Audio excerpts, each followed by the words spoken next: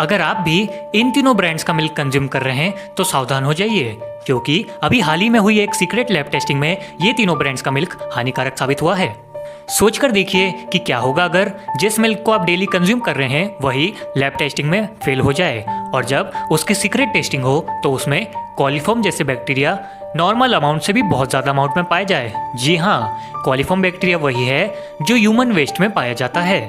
अभी हाल ही में ट्रस्टिफाइड नाम के एक यूट्यूब चैनल ने भारत की 3 बड़ी मिल्क कंपनीज जैसे कि अमूल, मदर डेयरी और कंट्री डिलाइट की सीक्रेट लैब टेस्टिंग करी और ये लैब टेस्टिंग करी उनकी फूड सेफ्टी और सिक्योरिटी की जांच करने के लिए। और जब इनकी रिपोर्ट्स आई तो जो रिजल्ट्स थे वो काफ़ी शॉकिंग और डराने वाले थे।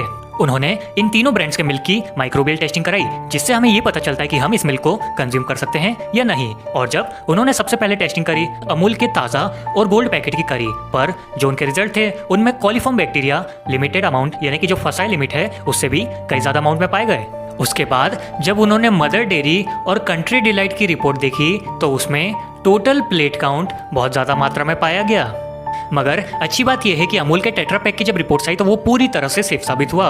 पर सोचने वाली बात यह है कि ये सारे जो दूध की ब्रांड्स हैं ये टेस्ट में फेल हुए क्यों? तो इसके पीछे का सीधा सीधा कारण है अनहाइजीनिक तरीका यूज़ करना, स्टरलाइजेशन ना करना, खराब साफ सफाई, डिलीवरी करते टाइम भी प्रॉपर डिलीवरी ना करना, इंफ्रास्ट्रक्चर गैप्स और भी बोल सकते हैं जैसे वाटर का यानी कि कंटेमिनेटेड वाटर यूज़ करना। तो ये कुछ बड़े बड़े कारण हैं बैक्टीरियल कंटेमिनेशन के, जिसके कारण जो दूध हम कंज्यूम करते हैं वो हमारे लिए हानिकारक साबित हो जाता है। और जब यही दूध हम नवजात शिशु, प्रेग्नेंट वुमेन, ग्रोइंग चिल्ड्रन या फिर हमारे उम्रदराज लोगों को देते हैं तो उन लोगों के लिए हानिकारक साबित हो जाता है ये।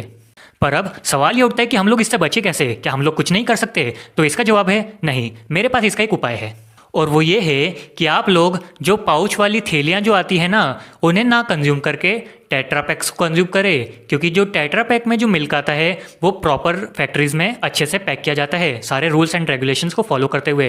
क्योंकि ये साफ है कि उन्हें जब आप रखते हैं कहीं भी मॉल में या फिर शॉप में तो उनका एक नियम है, अगर उसमें बैक्टीरिया होगा तो वो अपने आप थोड़े ही समय में खराब हो जाएगा और इससे कंपनीज को बड़ा नुकसान होता है। इसलिए वो लोग इसे बहुत अच्छे से पैक करते हैं। तो मैं आप लोगों से यही निवेदन करूँगा कि अगर हो सके तो आप लोग टेट्रा पैक्स को कंज्यूम करें। और अगर आप नहीं कंज्यूम कर पा रहे हैं या फिर मजबूर है कि पैकेट और थैली वाला ही यूज़ करना पड़ रहा है तो कोशिश ये करिए कि आप उसे बॉईल करके कंज्यूम करें। हाँ, बॉईल करने से वो पूरी तरह से सेफ नहीं होगा पर एटलीस्ट अच्छी खासी लिमिट तक वो सेफ हो जाएगा।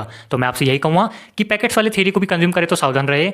और अभी के लिए इतना ही। बाकी आप लोगों को क्या लगता है इसके पीछे के मेजर कारण क्या हो सकते हैं आप लोग कमेंट सेक्शन में बताना और ऐसी ही डेली यूजफुल जानकारी के लिए चैनल सब्सक्राइब कर लेना। जय हिंद, जय भारत।